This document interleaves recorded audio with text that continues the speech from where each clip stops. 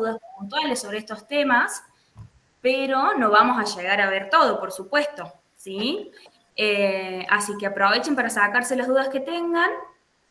Quedan 2 días para el parcial, o sea, les queda todo mañana y todo pasado, así que ahí van a poder ir repasando más todavía y cualquier cosa nos preguntan, ya sea por los grupos o por las redes, o si se acercan a la facu y seguimos sacándoles dudas.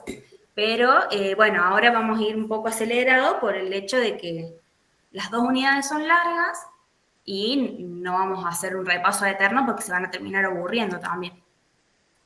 Pero bueno, muchas gracias a todos los que se sumaron, a Tago que nos va a estar ayudando como siempre en la parte de logística, aceptándolos y respondiendo el chat también. Y bueno, empecemos. Bueno. Y el profe Pereno que se suma, por supuesto, siempre agradecidos. Bueno, antes algunas cuestiones administrativas. Recordemos que el parcial es el día miércoles. Vieron que tienen 3 horarios. Ahí vale la pena aclarar lo siguiente. Si alguien por trabajo, por turno médico, por lo que fuese, no pudiese ir al horario que tiene asignado, puede ir al otro horario tranquilo, ¿sí? Entonces, va directamente, no hace falta que avise a nadie, va directamente el miércoles.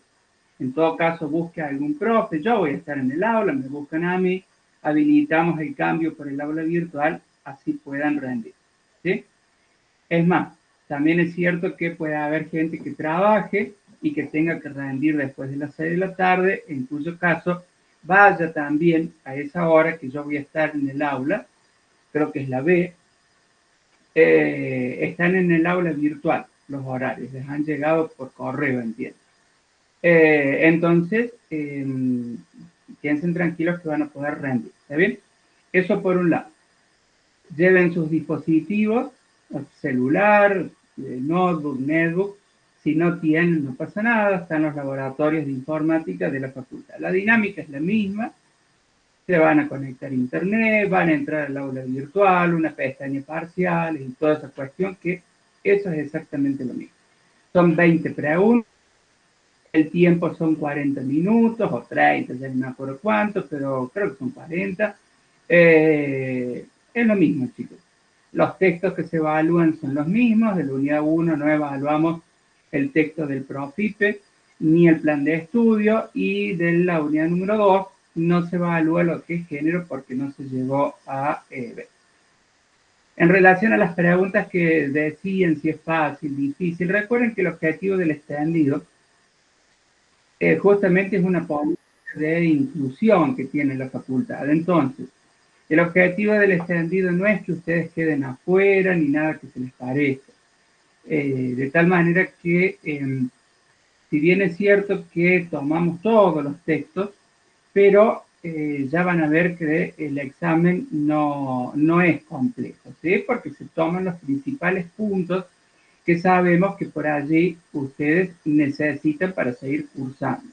Entonces, la primera cuestión es que sáquense el miedo del examen, porque, vuelvo a decir, no es el objetivo de la cátedra dejar a nadie afuera, sino justamente que ustedes puedan ingresar y cursar sus estudios. Así que, tranqui, yo sé por qué se los digo. Igualmente, la distribución de las preguntas que por allí me preguntaban es la misma que los parciales. Hay 2 de historia de la universidad, 2 de historia de la profesión de Luque, hay 1 de historia de la profesión de Giorgi, 1 de historia de la investigación de Mustaca y 1 de normativa. Luego hay 1 de clínica, 1 de social, 1 de laboral, 1 de jurídica, 2 de sanitaria, 2 de educacional, porque salió así, no sé por qué, pero igual insisto, tranqui, ¿sí? Hay 2 de educacional, además la Maki les va a explicar muy bien esa cuestión de educacional. De campodónico, de la salud mental hay 2, 1 de ética, 1 de emergencias y 1 de deporte. Yo no sé, parece que la cantidad de preguntas que dije, como que hay 40 preguntas, pero son 20, ¿sí? Así que, tranqui, bajamos esto. De lo que tiene que ver con historia de la universidad, gente, vamos a hacer hincapié en dos aspectos principales, diría yo. Uno, lo que tiene que ver con la historia general de la universidad, entonces ahí es importante saber cuáles son las primeras universidades que hubo tanto en la historia oficial como la historia no oficial. En realidad ustedes saben que no es que una sea verdadera y la otra no. Ya sabemos por qué se las llama de esa manera. La Universidad del Carajimi, como se pronuncie, Bolonia, todas esas cosas. No les vamos a preguntar años, ¿sí? Así que, bueno, esos nombres que fueron las primeras universidades y fundamentalmente la misión que tenían, ¿sí? Transmitir conocimiento, no generar conocimiento, las agrupaciones que formaban, etcétera, etcétera. Yo creo que ese es uno de los principales puntos que ustedes tienen que apuntar, lo mismo que los modelos de universidad, ¿sí? Los modelos de universidad que se dieron a partir de fines del siglo XIX, cuando la Iglesia empieza a dejar de tener poder sobre las universidades. Claro que sí, Lucía, porque son los mismos temas, así que bienvenido sea. Entonces, lo que tiene que ver con los modelos, las características de cada uno, el modelo alemán, el modelo francés, el modelo español o eclesiástico y el anglosajón. Hacemos hincapié fundamentalmente en el modelo francés y en el modelo español. ¿Por qué? Y porque son los que primero llegaron acá, el español, a través de los jesuitas, 1613, fecha importante, colección máximo de Córdoba, y ya está. No, que los franciscanos, que después, no, gente, no, vamos a lo general, ese es el objetivo, insisto, de el extendido, no enloquecerse con los detalles.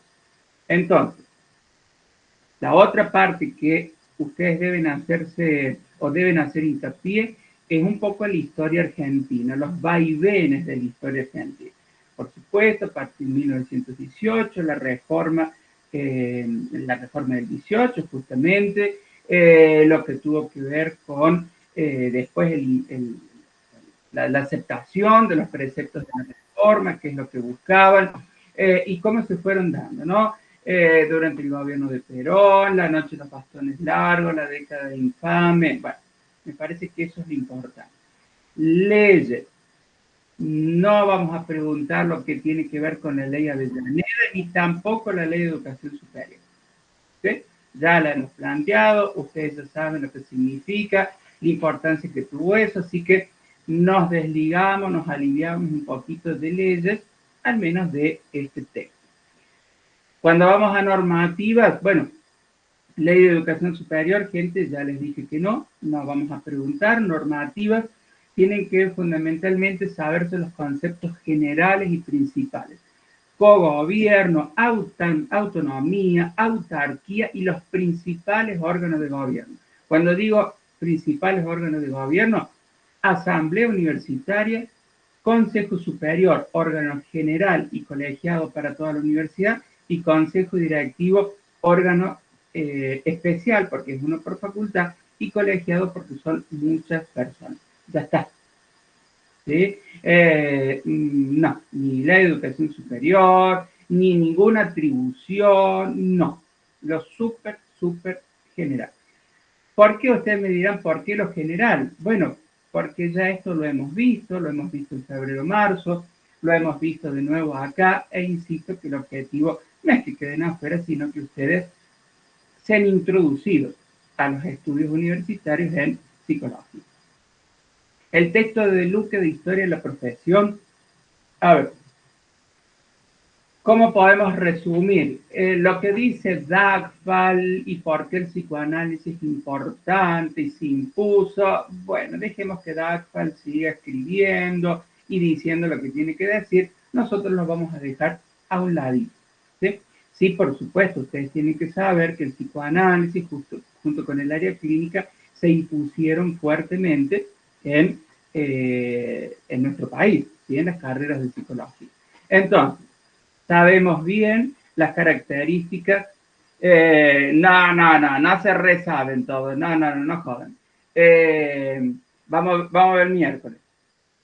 Las características de lo que fue la psicología experimental al inicio, lo que fue la psicología filosófica, lo que fue la psicología técnica y, por supuesto, el periodo de la creación de las carreras. Las características de cada uno de esos periodos es importante que ustedes lo sepan. Dije DACFA, lo dejamos de lado porque en realidad Luque lo menciona, pero el hecho que ustedes deben saber es cómo el área clínica junto con el psicoanálisis se impusieron. Esto ya lo sabemos, porque la psicología experimental tuvo un repliegue junto con el positivismo, esta corriente filosófica a nivel mundial, y que eso permitió que el psicoanálisis encontrara un lugar de desarrollo junto con el área clínica, que al principio, bueno, es fácil. Igual queda grabado. Que al principio lo ejercían psicoanalistas, que en realidad no eran psicólogos, sino que eran médicos psiquiatras, que después, al inicio de las carreras, sí el psicoanálisis se empieza a imponer con los primeros psicólogos. Con eso ya está más que suficiente porque la idea es que ustedes sepan la historia de la profesión, al menos o cómo se fue dando y por qué el psicoanálisis y la clínica es importante en nuestro país. Del texto de Giorgi, la ley de salud mental la dejamos porque la va a explicar un poquito Maki, va a hacer referencia un poco Maki con el texto campodónico, pero sí de qué leyes son importantes teniendo en cuenta el texto de Giorgi. Por supuesto, la ley de los 3 no, la 17.132, la resolución 2447, ¿sí? Que es la que habilita ya en todas las áreas después del retorno de la democracia y fundamentalmente en nuestra provincia la ley 7.106, que es la que regula el ejercicio de la profesión en nuestra provincia. Si sabemos las 3 leyes y lo que dicen cada una de ellas, estamos bien, ¿sí? Luego, ¿qué características ocurrió durante el periodo académico? Es un poco lo que vimos en el texto de Luque, porque al inicio no había psicólogos, por eso se llama el periodo de psicología sin psicólogos, que eran los psiquiatras. Luego, con la creación de la carrera, acuérdense, en el 56 en Rosario, empiezan a aparecer los primeros psicólogos. Las leyes, la ley 17.132, la ley Holbrook, la ley de los 3 no, ¿qué es lo que prohibía, no? No al psicoanálisis, no a las drogas psicotrópicas y no el área clínica. La resolución 2447, que son las incumbencias, allí por primera vez se habilita a los psicólogos a ejercer el área social, jurídica, laboral, sanitaria, me falta una, y la clínica, ¿sí? Que por primera vez en la vida, al menos en nuestro país, se habilita a los psicólogos a ejercer esa área. Y en nuestra provincia, la ley 7.106, que en realidad recuerden que la ley 7.106, cuando es sancionada en el 84, habilita ejercer en nuestra provincia, Córdoba, el área clínica, educacional, jurídica, laboral, y no sé si me faltó una. La sanitaria se va a incorporar después, unos años más tarde, con la resolución 21. Esas son las 3 principales leyes que deben saber. Decíamos de los periodos, el periodo académico coincide con lo que dice Luque, ¿sí? El periodo de las leyes, un poco ya lo hemos visto, de restricción legal, con lo que tiene que ver con la habilitación, son estas leyes las más importantes. El periodo gremial, no les vamos a preguntar qué es la COPRA, qué fue la COPRA o qué es la FEPRA. Eso ya lo van a ver bastante más adelante y además ustedes ya saben qué son ese tipo de cosas. Hoy por hoy lo que ustedes necesitan saber es más que nada lo que ocurrió en la historia de la profesión. Sí, recuerden qué es lo que dice de Giorgi, en el sentido que aún quedan muchas cosas para seguir luchando, que va a quedar seguramente en manos de ustedes, fundamentalmente el reconocimiento social de nuestra profesión. ¿Sí? Es lo que dice de Jong. El último texto, el de Bustaka, que ustedes saben que hace una crítica hacia la formación, hacia la orientación de la psicología en nuestro país, básicamente critica el psicoanálisis, y que toma a Papini describiendo 3 periodos, ¿sí? La psicología experimental. Allí hay algunas fechas importantes, fundamentalmente cuando se funda el primer laboratorio de psicología experimental por Mercarte, 1891, son leyes importantes. ¿Qué ocurre? Que esto es un paralelismo al texto de Luque, porque a medida que el positivismo decae, también decae la psicología experimental y allí aparece una psicología filosófica, psicología del sillón, donde el psicoanálisis encuentra lugar. Y Mustaka, bueno, eso es justamente lo que critica, ¿sí? Diciendo que finalmente en nuestro país esa influencia del psicoanálisis nunca se fue, ¿sí? Nunca se fue, y si bien es cierto que hay intentos de algunos psicólogos, es decir, somos cognitivos, en realidad no lo son y terminan siendo, dice Mustaka, casi que psicoanalistas disfrazados. Si ustedes tienen en claro eso, en la unidad 1 estamos más que bien. Profesora Juliano, o si hay preguntas, se las voy respondiendo. Ojalá que se vaya quien yo. Ya me voy. Dale, Bueno, ¿tienen alguna pregunta? ¿O seguimos con la 2? Yo quería saber si iban a hacer alguna pregunta sobre las leyes o algo de eso. Bueno, la ley de educación superior ya dije que no, porque eso lo van a ver más adelante. Sí, en particular estas 3 leyes principales, la 17.132, 24.47, que es una resolución, y la ley 7.106. Esas son las 3 principales leyes que hacen al ejercicio de la profesión, ¿sí? Así que bueno, esas son las 3 principales leyes que ustedes deben hacer hincapié. Ley Avellaneda, Ley de Educación Superior, por ahora las dejamos un poquito en costado. Bien, gracias. Marcelo Veas, el texto de Mustaka, ella es la autora, es historia de la investigación, Marcelo. Viene luego del texto de Giorgi, está en la unidad número 1, el capítulo 1. ¿Sí? Sería el 1.7. Ah, bien, sí, no me acuerdo el número, bien, gracias. Adelante, profesora. Bueno, yo voy a arrancar con el texto de Psicología Educacional de los profes Olivero y Torcomian. Denme un segundo que tengo un machete acá con el que me voy guiando. Bueno, el texto comienza planteando problemáticas psicoeducativas de la agenda vinculada a la psicología educacional, ¿sí? Ahí lo que menciona son como acciones que necesita desempeñar y abordar la psicología educacional de problemáticas que están dentro de las instituciones educativas, ¿sí? Pero yendo más a lo fino de lo que hace un psicólogo educacional, vamos a tener que los profesionales de la psicología que trabajan en estas instituciones educativas intervienen a través de acciones de asistencia, capacitación e investigación. Van a ver que a lo largo de toda esta unidad, todas las áreas van a trabajar y van a necesitar de la investigación. Entonces, eso es algo fundamental que está en todas. Pero bueno, acá, siguiendo con el área educativa, se va a plantear también que predomina durante la segunda mitad del siglo XX una perspectiva clínica individual y asistencialista.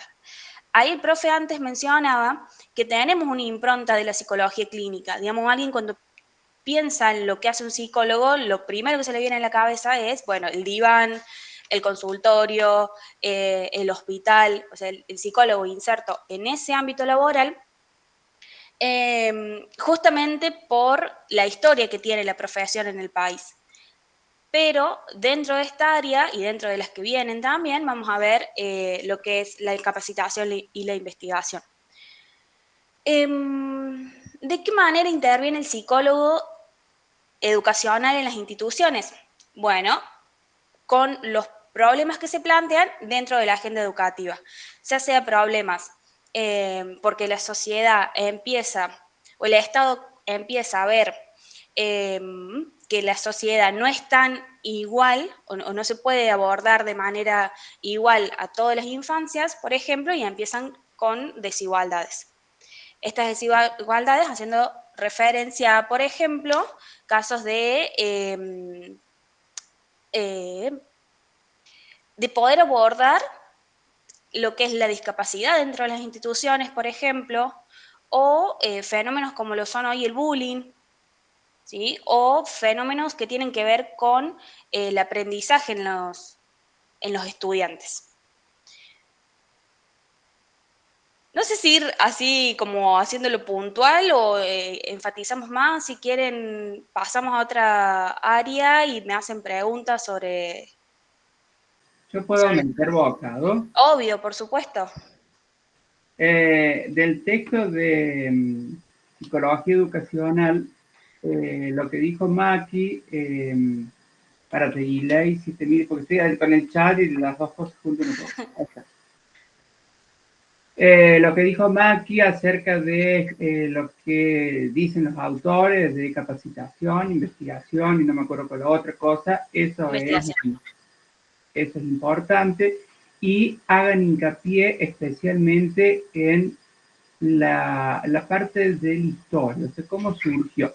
Recuerden que en nuestro país estamos hablando, recuerden que se hacía referencia a un alumno normal, que había que normalizarlo, de allí salen o se crean las áreas de orientación vocacional, las escuelas normales, y que se partía de un modelo simple y lineal, donde de alguna manera el problema, ¿sí?, era el alumno. Hoy se considera desde un modelo complejo donde existen múltiples aristas para ver el fenómeno. Listo, ya está. Perfecto. Vos en todo caso, darle eso y yo después puntualizo. Bueno, perfecto. Psicología clínica. Haciendo referencia a los orígenes, se plantean sobre todo especulaciones filosóficas que se preguntan sobre facultades humanas. ¿Qué es esto de que los humanos tenemos sentimientos? ¿Cómo recordamos? ¿Cómo tenemos la memoria? ¿Cómo procesamos la información? O sea, todas estas preguntas que se hacían dan en parte lugar y origen a lo que es la psicología clínica, pero específicamente surge y se expande a fines del siglo XIX por varios movimientos a favor de la salud mental. Ahí en un contexto donde iban ocurriendo acontecimientos justamente, se empieza a dar importancia a esto. Pero principalmente hay dos hitos históricos. Por un lado, Freud, que da lugar y nacimiento al psicoanálisis, y por otro lado, Weimar, que funda la primer clínica psicológica y genera el primer caso clínico. Con respecto a la psicología clínica, vamos a abordar e intervenir a través de la psicoterapia, donde se ve una relación de colaboración o esta alianza terapéutica entre un profesional, un psicólogo y un paciente. Por acá, siempre un datito extra, nosotros cuando nos recibamos ya tenemos habilitado para hacer ejercer en cualquiera de estas áreas, a diferencia de otros países, por ejemplo, que se reciben de psicólogo y después tienen que hacer algún posgrado o especialidad para ejercer, nosotros ya estamos habilitados a esto. Entonces acá cuando hablamos de que la relación se da entre un profesional y un paciente, ya puede ser entre nosotros después de tener el título, por supuesto, y la matrícula. Se va a emplear alguna teoría, digamos, el profesional tiene que respaldarse con alguna teoría, que más adelante van a ir conociendo cuáles son las más generales acá, y se reconoce a través de un problema psicológico que va a presentar el paciente. Esta psicoterapia se puede dar de manera individual, grupal, familiar, de pareja, orientada a distintas edades, por ejemplo, puede ser a niños, adolescentes, adultos, adultos mayores, y también se puede llevar a cabo en instancias privadas o en generales, en hospitales públicos, psiquiátricos, clínicas, centros de salud. Después existe otro punto para trabajar dentro de la psicología clínica que hace referencia a la orientación psicológica. Acá es exclusivamente por o sea, se distingue esto de la psicoterapia porque trabaja con sujetos estables, pero que necesitan potenciar, por ejemplo, alguna capacidad. O algún enfoque centrado en una toma de decisiones, o por ejemplo los casos de orientación vocacional en los secundarios, orientación ocupacional para profesionales, ¿sí? No referido a problemas patológicos, sino a más la vida cotidiana. Es como una diferencia entre la psicoterapia y la orientación psicológica. Y la investigación hace referencia a quehaceres que necesita investigar la clínica para diseñar nuevos instrumentos que después van a ser reconocidos científicamente y que vayan a contribuir a la prevención, al tratamiento de los padecimientos y con metodologías, con distintas metodologías.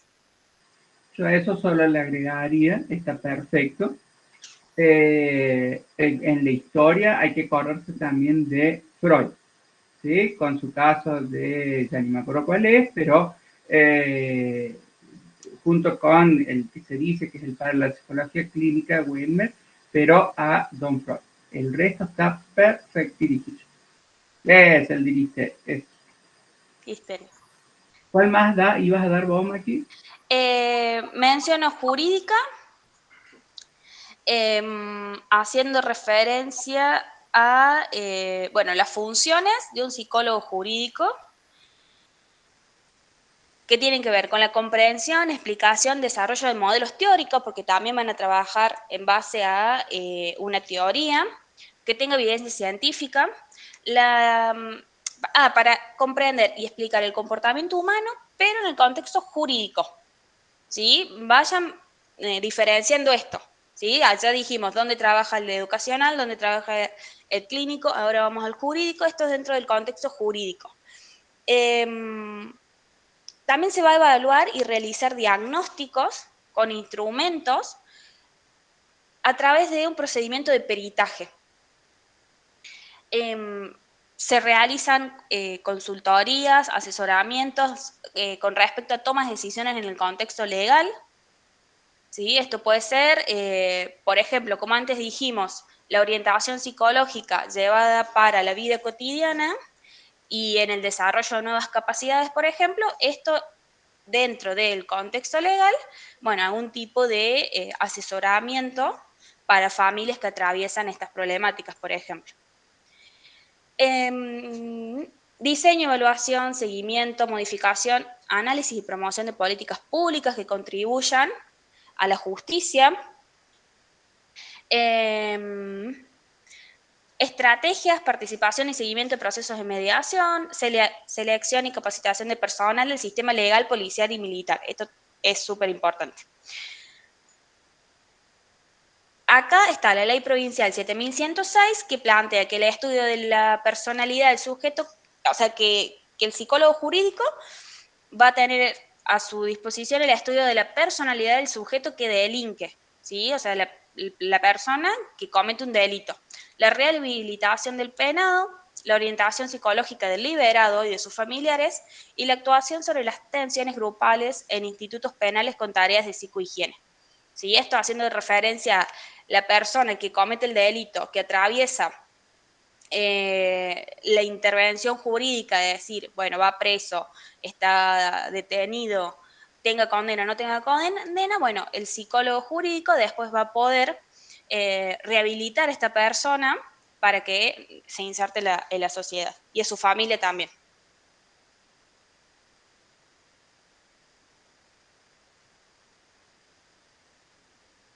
Ger, ¿querés? No, que tengan más en claro, súper claro lo que has dicho el último. lo que dice la ley 7106 acerca de lo que hace un psicólogo jurídico. Suficiente. Ni Lombroso, ni la historia, ejercicio de la profesión. La idea es concentrarse en eso. Perfecto. Y después... No, ¿hay no, preguntas? Mario, no. Ley 7106, ¿qué hace un psicólogo jurídico? Perfecto. Bueno, entonces pasemos allá a la psicología del trabajo y de las organizaciones. Acá lo principal que plantea ese texto son los modelos productivos históricos que ha tenido y que se han desarrollado a lo largo de el trabajo y las organizaciones, que en parte tienen más o menos intervención de la profesión, de nuestra profesión. Pero tenemos lo que es el modelo productivo del Taylorismo, que se caracterizaba por una división y estandarización de las tareas, ¿sí? Acá, por lo general, hay tareas repetitivas, cronometrizadas de los tiempos, o sea, cada tarea tenía su cronómetro, los trabajadores tenían que cumplir solamente con los que se les asignaba, y se separaba, según estas tareas, a quienes tenían las distintas como funciones, ¿sí? No había como un intercambio entre lo que hace un sector y hace otro sector, ¿sí? Se negaba también la innovación o la resistencia de los trabajadores. Me va distrayendo un poco el... Ahí Ahí va. lo veo. Ahí está. Bueno, después surge el Fordismo, es una evolución del Taylorismo, donde acá se ven recompensas para motivar a los trabajadores, una línea de ensamblaje y una supervisión de mando y control. Digamos, esta línea de ensamblaje que va a hacer referencia a que ya hay como más una conexión entre los distintos sectores de trabajo, y surge recompensas como motivaciones, ya vamos a ver un poco más en aprendizaje a qué hace referencia exclusivamente esto, pero bueno, es algo más innovador que el Taylorismo, donde se recompensaba la fuerza por sobre otras cuestiones, por ejemplo. Y por último, el modelo del toyotismo, que surge como una respuesta al Fordismo. Acá se valora más el conocimiento a la destreza física y ya surge lo que es la autonomía, la innovación, una participación activa. Son más horizontales estos modelos, entonces dentro de una industria, de una empresa, se va a considerar eso, es decir, el aporte de todos los sectores. Y se producen series pequeñas y de productos distintos, ¿sí? Eso también es algo innovador. ¿Cuál va a ser el rol del psicólogo en cada uno de estos modelos? En el primero, bueno, justamente al haber sectores tan distintos, en el taylorismo, la selección y evaluación de estos trabajadores que encajen en esos sectores, el estudio sobre los tiempos y las reacciones, a ver quién es más efectivo en cada sector, y con respecto al aprendizaje que comentaba hace un ratito, que lo van a ver después en la unidad 4, en el conductismo se plantea ya lo de lo que es un premio, pero también un castigo. En el Fordismo, los incentivos van a ser salariales, pero también tienen que ver con lo que vamos a ver sobre aprendizaje. El estudio del impacto de las relaciones entre los trabajadores, digamos, qué va surgiendo entre estos grandes grupos, y se busca sobre todo mejorar la calidad laboral. Acá el psicólogo va a poder intervenir para que se mejore la calidad de los empleados y también de quienes están a cargo de estos sectores. En el toyotismo, el psicólogo va a plantearse desde, ver el trabajo como un sistema social más complejo, con la complejidad humana de quienes están dentro de estos espacios, y se estudia sobre el trabajo en equipo, el liderazgo, la cultura organizacional. Recuerden que ya vemos una jerarquización más horizontal en este último modelo, y se le da más importancia a los factores emocionales y sociales. Con respecto a la ley 7106 del Colegio de Psicólogos de la provincia, se plantea que es importante que el psicólogo trabaje en un ámbito laboral porque el trabajo es un espacio de configuración de subjetividad. Actualmente, la identidad y el lugar social de las personas que están dentro de esos trabajos, dentro de esos espacios, están determinados por la posición de lo que produce. Digamos, qué tan productivo soy para el lugar donde me desempeño. Entonces, esto indiscutiblemente va a ser una configuración de la subjetividad de esta persona. Y estas nuevas formas de trabajo que surgen hoy, que tenemos para discutir un montón, para charlar un montón, generan nuevas tensiones, nuevos malestares y contradicciones que la psicología laboral ya tiene herramientas para abordar. Si sabemos las características de cada uno de los tres modelos con el rol del psicólogo laboral que dijo Maki, excelentísimo. Las preguntas van a ir para ese lado. Déjenme de social, también insisto que la idea es preguntar sobre el rol. Entonces, social no va a haber ninguna pregunta de teoría, ni de modelo, ni de nada. Las preguntas de psicología social, que en realidad es una para cada uno de los modelos, es un ejemplo. ¿Está bien?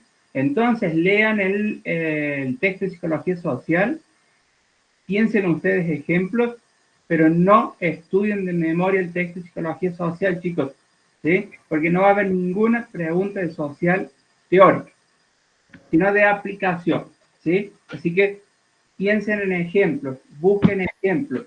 ¿Sería tener en claro la diferencia de psicólogo social y psicólogo social aplicado? No, va a ser un ejemplo general. Ok, listo. Se va a preguntar, en esta situación, ¿qué área de la psicología estaría ejerciendo? Social, social, listo. No profundicen en psicología social aplicada, no, tranqui, ¿está bien?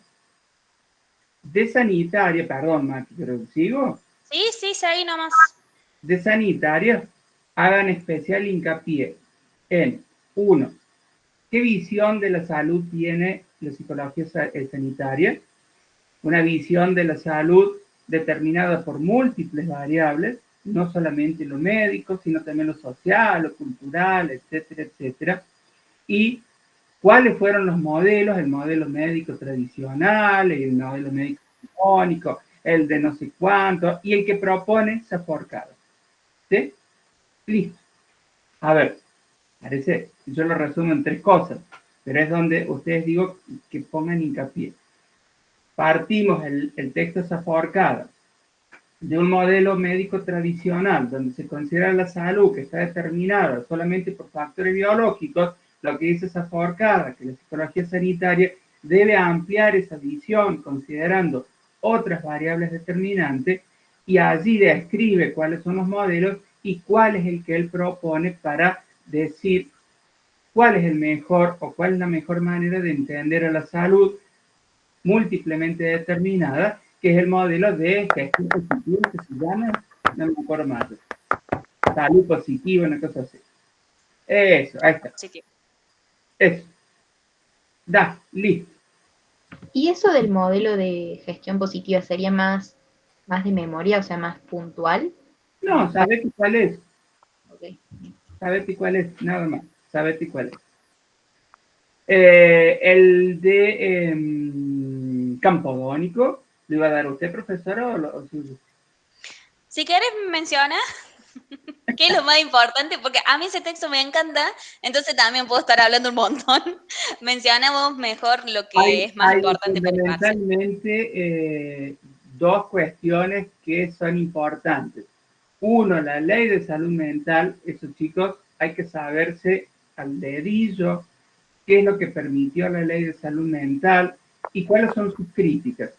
Elimina el concepto de peligrosidad, el diagnóstico interdisciplinario, la internación voluntaria, la eliminación de los hospitales monovalentes. ¿Y qué fue? Botate chapa, pastel, No, no se entiende nada.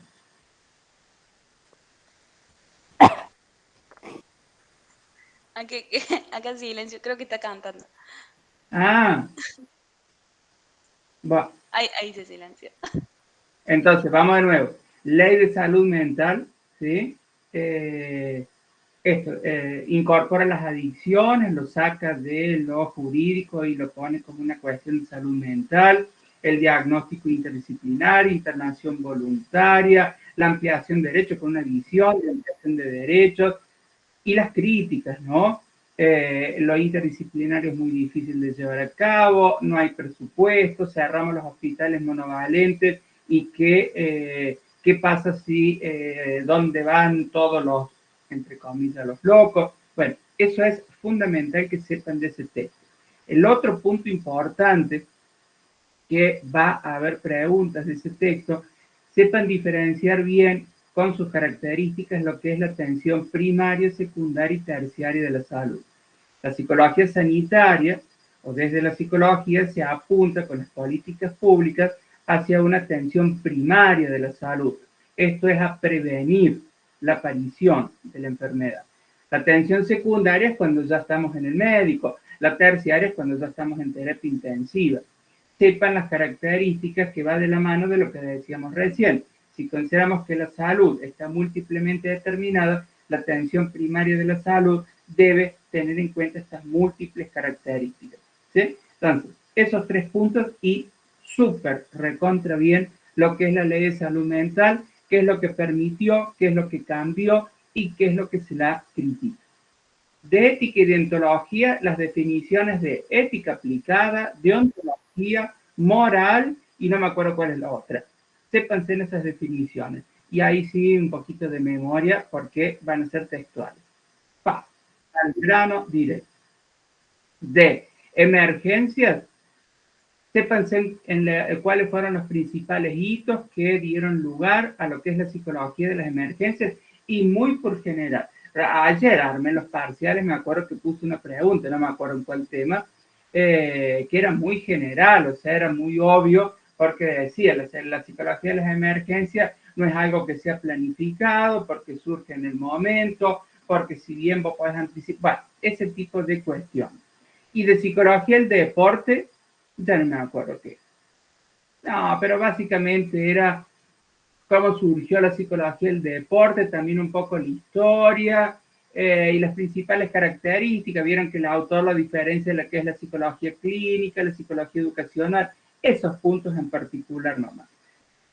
Pero créanme que es fácil el examen, porque el objetivo, insisto, del extendido, todos los años lo hemos hecho así, es que ustedes puedan consolidar aquellos conceptos que luego van a necesitar con el cursado de las materias de primera. A ver qué es lo que dicen acá. El examen final, no, el examen final, si sos regular, es también los principales conceptos. Obviamente, si sos libre, sí, hay más profundidad, ¿sí? Díganos las preguntas. No, esa la vas a saber el miércoles, ¿para qué? Bueno, no sé. Más, que yo me adueñé, ya dije yo. Bueno, dale. No, está bien. Ahora está modera vos. No, está bien porque, a ver, como dijimos al principio, íbamos a hacer como un pantallazo sobre los temas. Va a quedar grabado, lo vamos a subir al canal de YouTube del Centro de Estudiantes. Y una vez que ustedes lo puedan volver a ver, vayan frenando el video y fijándose en cada uno de los textos, esto que plantea el profe. Bueno, acá hagamos hincapié en esto, acá solamente esto. Vayan marcando el apunte si lo tienen impreso, de decir, bueno, esto es importante, esto para el parcial este no, y así, ¿sí? Tengan bien en cuenta eso. Le respondo a Cristian y le doy la palabra a Victoria, astrólogo. Dale. Cristian, los temas de psicología y ética son las definiciones de deontología, de ética aplicada, de moral, de ética, no me acuerdo cuál. Las definiciones. Le iba a dar la palabra a alguien, pero no sé qué pasó. Sí, Dale. una pregunta. ¿Las definiciones de emergencias, catástrofe, desastre y crisis las va a tomar? No. Genial, muchas gracias. Milagros. Yo quería preguntar sobre acerca de las críticas del texto del 2.10, el de salud mental. Quería saber cuáles eran. Bueno, No sé un si poco aquí las explicar o eso. sí, un poco te las dije recién. A ver, se plantea un diagnóstico interdisciplinario. Muchas de las críticas apuntan que lo interdisciplinario es muy lindo escribirlo, pero en la práctica querés juntar un médico y un psicólogo, un trabajador social y se pelean entre todos. O sea, la interdisciplina es difícil llevarla a cabo. Esa es una crítica. La otra crítica te dice que muchas veces la internación voluntaria puede ser útil, pero también es cierto que hay casos que la persona no es consciente y puede poner en riesgo y el trámite se vuelve engorroso para llevar a cabo una internación involuntaria. El cierre de los hospitales monovalentes que dice la ley, que son los hospitales neuropsiquiátricos, está muy lindo, pero en la práctica, si vos no tenés presupuesto para abrir hospitales de día, hospitales que tengan otra concepción de la salud, la gente que está internada no tiene dónde ir, ¿sí? Entonces, falta de presupuesto, lo de los hospitales monovalentes, internación involuntaria, lo de la interdisciplina, todas esas son críticas que se han hecho a la ley, ¿sí? ¿Algo más?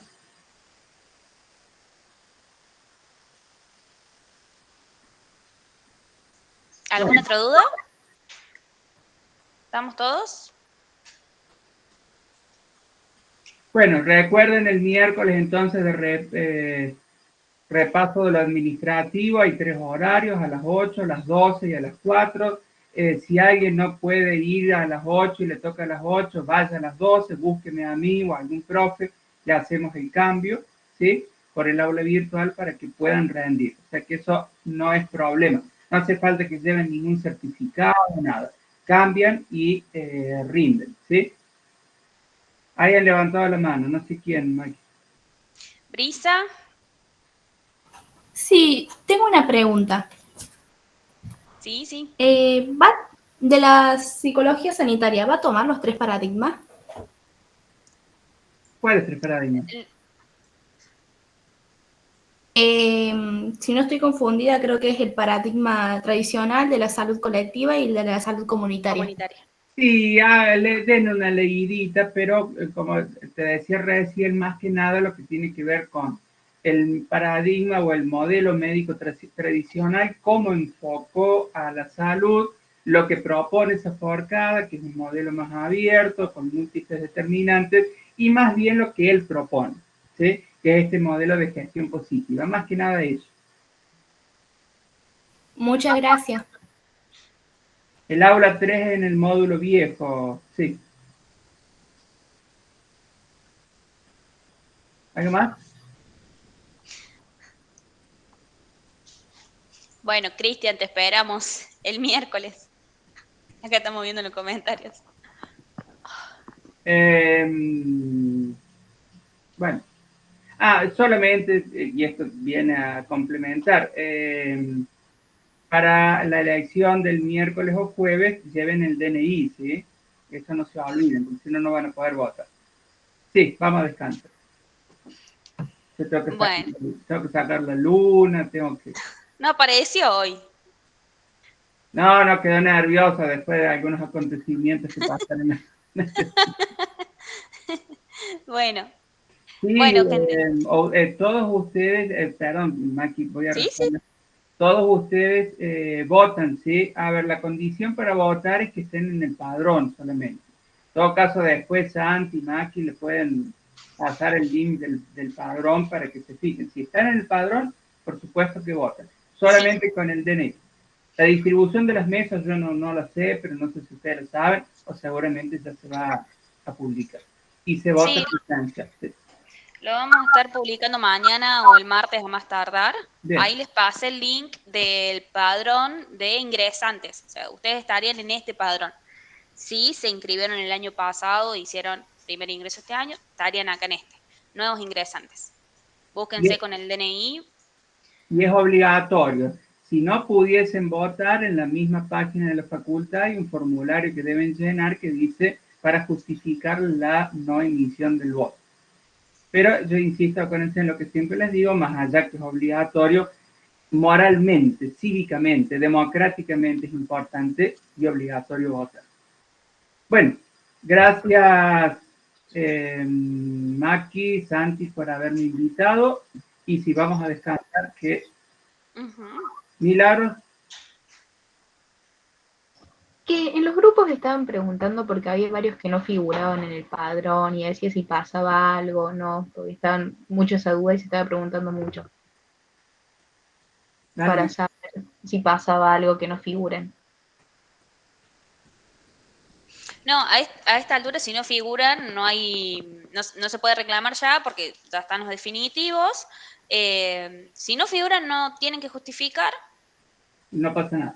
Pero de todas formas que se fijen bien, porque hubo un momento donde se difundió un padrón provisorio, ahora ya está el definitivo. Por las dudas que se fijen en los dos. Acá les comparto también el de estudiantes reinscriptos, porque puede que se hayan matriculado o inscripto a la facultad años anteriores. ¿Sí? Entonces, acá les paso el otro padrón. Fíjense si están en alguno de esos dos, si no, no es necesario ni que voten, porque no van a poder igualmente, ni que justifiquen que no votan. Pero vamos a seguir pasándoles información por los grupos toda esta semana. Así que queden atentos a eso y a las redes de La Franca.